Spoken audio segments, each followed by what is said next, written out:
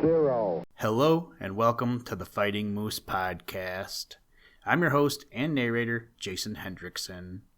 This is a podcast where I retell stories, some fictional and some historical, that can be enjoyed by people of all ages. So last night, as I was getting a podcast set up for John to listen to, I asked him what I should do for the podcast today. His reply was, something about snow. I went looking for a snow story. I almost settled on the story of Snow White, but I figured that was something that John wouldn't want to listen to.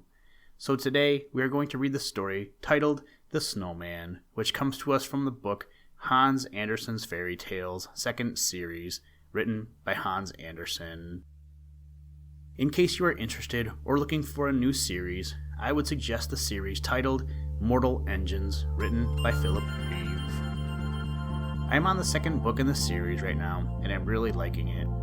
So, if you need a book or a series to read, go ahead and check it out. Now, let's turn to today's story. I hope you enjoy. Let's begin.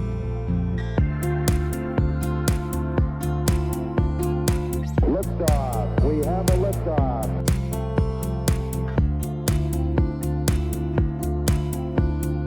We choose to go to the moon in this decade and do the other things, not because they are easy, but because they are hard.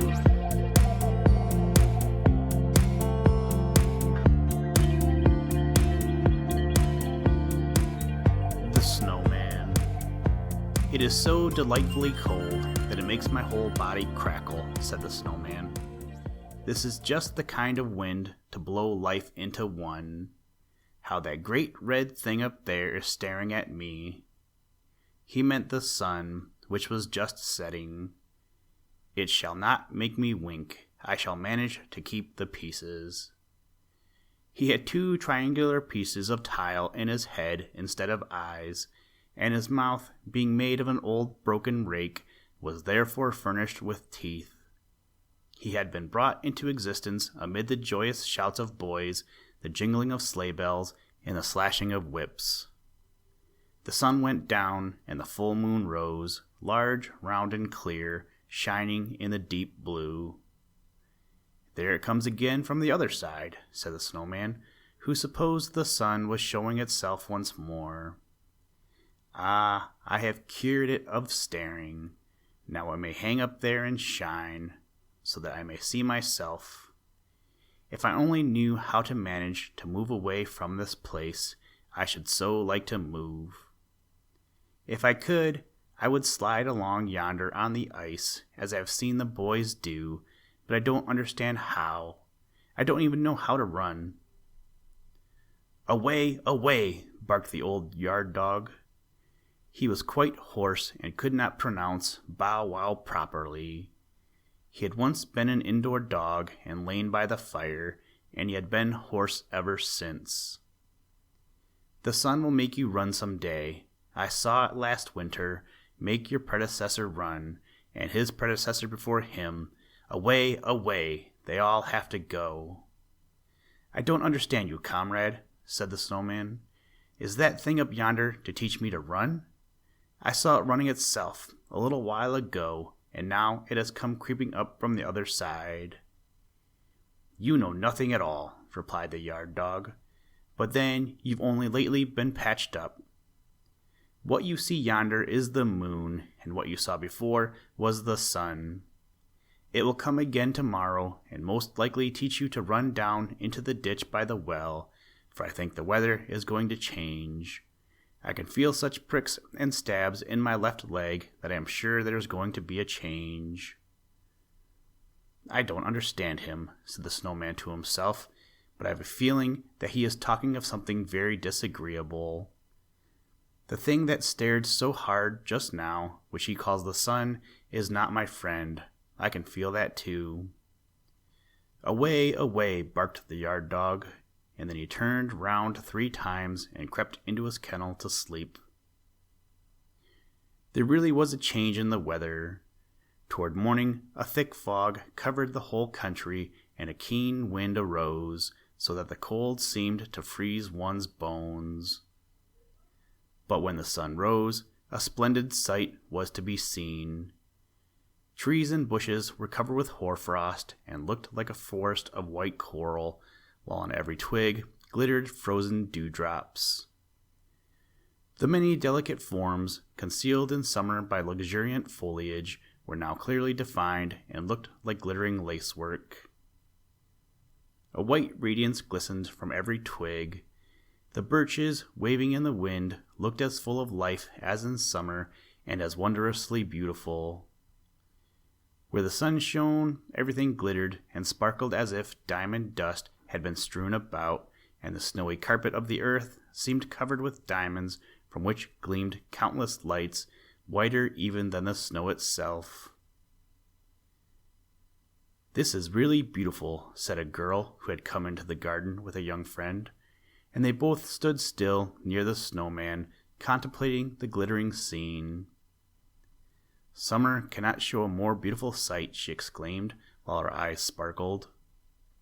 "And we can't have such a fellow as this in the summer-time," replied the young man, pointing to the snowman. "He is capital." The girl laughed and nodded at the snowman, then tripped away over the snow with her friend. The snow creaked and crackled beneath her feet as if she had been treading on starch. "Who are those two?" asked the snowman of the yard dog. "You have been here longer than I. Do you know them?" "Of course I know them," replied the yard dog. "The girl has stroked my back many times, and the young man has often given me a bone of meat. I never bite those two." "But what are they?" asked the snowman.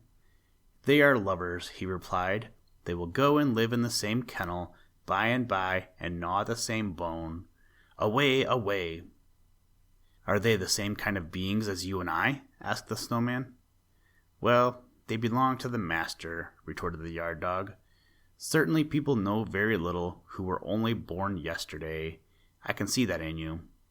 I have age and experience. I know everyone here in the house, and I know there was once a time when I did not lie out here in the cold, fastened to a chain. Away, away!"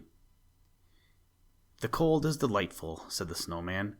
"But do tell me, only you must not clank your chain so, for it jars within me when you do that." "Away, away!" barked the yard dog. "I'll tell you. They said I was a pretty little fellow once. Then I used to lie in a velvet-covered chair up at the master's house and sit in the mistress's lap. They used to kiss my nose and wipe my paws with an embroidered handkerchief, and I was called Ami, dear Ami, sweet Ami. But after a while, I grew too big for them, and they sent me away to the housekeeper's room, so I came to live on the lower story. You can look into the room from where you stand and see where I was once master, for I was indeed master to the housekeeper. It was a much smaller room than those upstairs, but I was more comfortable, for I was not continually being taken hold of and pulled about by the children as I had been. I received quite as good food and even better.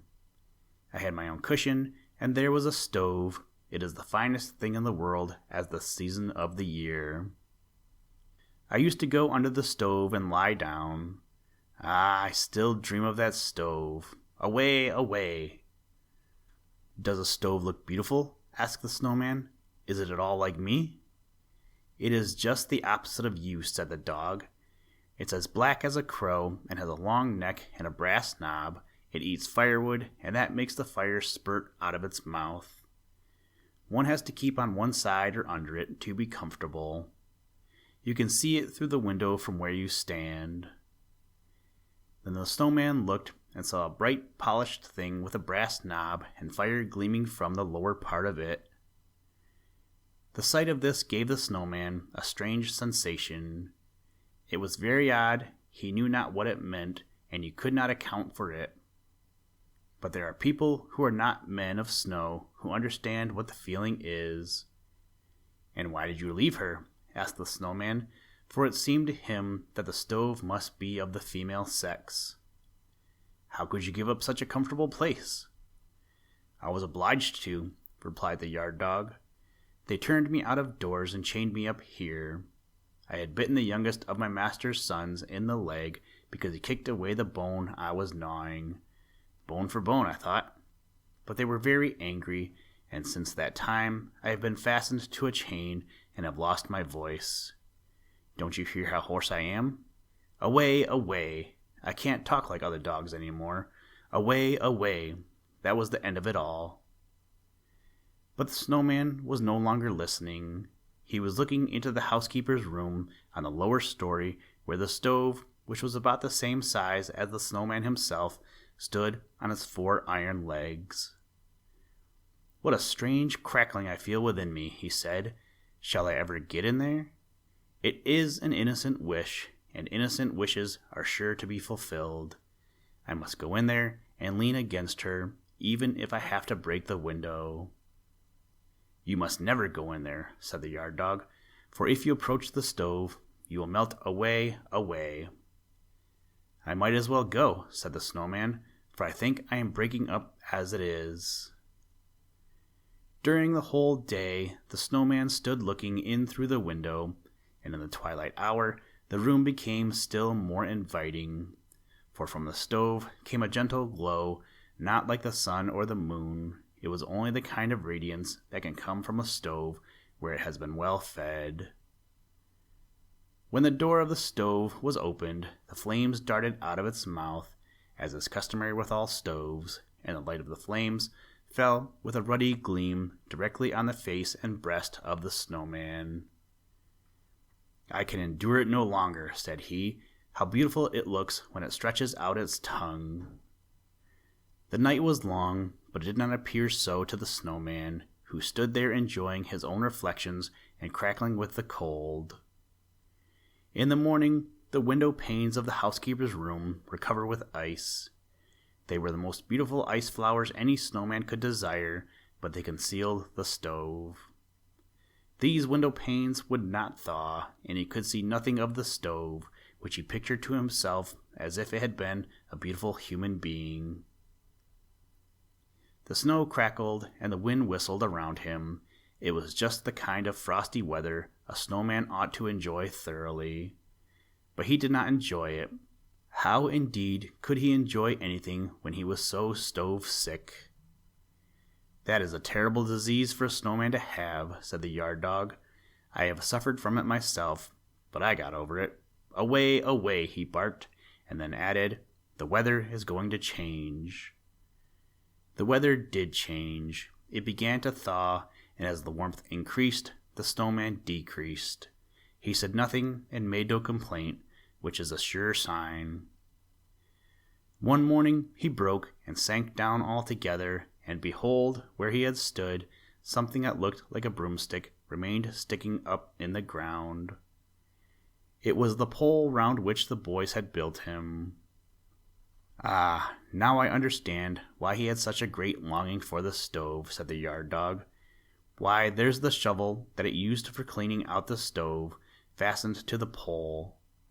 The snowman had a stove scraper in his body. That was what moved him so. But it is all over now. Away, away. And soon the winter passed. Away, away, barked the hoarse yard dog, but the girls in the house sang, come from your fragrant home, green thyme, stretch your soft branches, willow tree. The months are bringing the sweet springtime, when the lark in the sky sings joyfully. Come, gentle sun, while the cuckoo sings, and I'll mock his note in my wanderings. And nobody thought any more of the snowman. Listen, Tranquility Base here. The Eagle has landed. That's one small step for man, one giant leap for mankind.